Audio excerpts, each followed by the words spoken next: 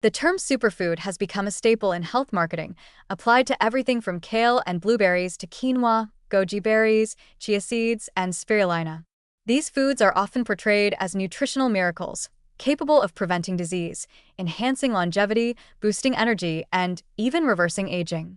While many so-called superfoods are indeed rich in valuable nutrients, the term itself is largely a marketing construct, not a scientific classification.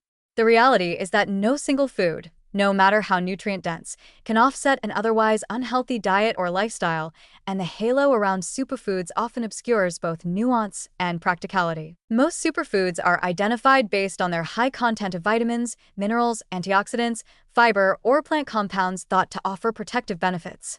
For instance, blueberries are rich in anthocyanins, which have been linked to reduced oxidative stress and improved cognitive function in observational studies. Chia seeds provide omega-3 fatty acids and fiber, while kale and spinach are loaded with vitamins A, C, K, and folate. These are all beneficial components of a nutritious diet, but what makes them super is often exaggerated or decontextualized from how they're consumed in real life. Many of the boldest health claims surrounding superfoods come from studies conducted in vitro, in petri dishes, or in animals, using isolated extracts or concentrations far higher than what people could realistically eat. For example, resveratrol in red wine has been touted for anti-aging and heart protective effects, but the amount needed to replicate those effects in humans would require drinking dozens of bottles a day, clearly not practical or safe. Similarly, antioxidants like those found in acai berries or pomegranate juice have shown promise in lab settings, but large clinical trials often find more modest or inconsistent results when applied to real human populations. Another issue is that superfoods are often marketed in expensive, exotic forms, like powders, juices, or imported raw ingredients, with the implication that more common, affordable foods are less beneficial. This isn't supported by science. Black beans, broccoli, oats, and apples, all widely available and inexpensive, are just as super in their own right when it comes to supporting health. The emphasis on novelty or trendiness can distract from the foundational dietary principles that matter most: variety, balance, and the consistent consumption of whole, minimally processed foods. Moreover, focusing too narrowly on superfoods can lead to the mistaken belief that individual foods can cancel out unhealthy habits.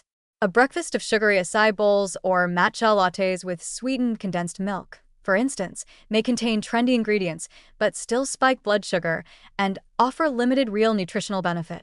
Likewise, adding turmeric to every meal won't prevent inflammation if the rest of the diet is highly processed and lacking in fiber or phytonutrients. That said, the popularity of superfoods isn't entirely baseless. Many of these foods do offer concentrated nutrition and can be valuable additions to a healthy diet. The problem is not with the foods themselves, but with the unrealistic expectations attached to them. When used wisely, as part of a diverse, whole food-based diet, superfoods can enhance overall health, especially when they replace less nutritious options. But they are not magic bullets, and their benefits are always context-dependent. Ultimately, the concept of superfoods reflects the human desire for simple solutions to complex problems. Nutrition doesn't work that way. Long-term health is built on consistent habits, not miracle ingredients. Instead of focusing on superfoods, it's more helpful to think in terms of super diets, patterns of eating that emphasize real, varied, nutrient-dense foods in balance with lifestyle factors like sleep, movement, and stress management. In conclusion, while many so-called superfoods are genuinely nutritious, the label itself is misleading. It distorts expectations and often prioritizes hype over substance. The most powerful dietary strategy isn't about chasing trends, but about eating a wide variety of whole, minimally processed foods, including but certainly not limited to the latest superfood sensation.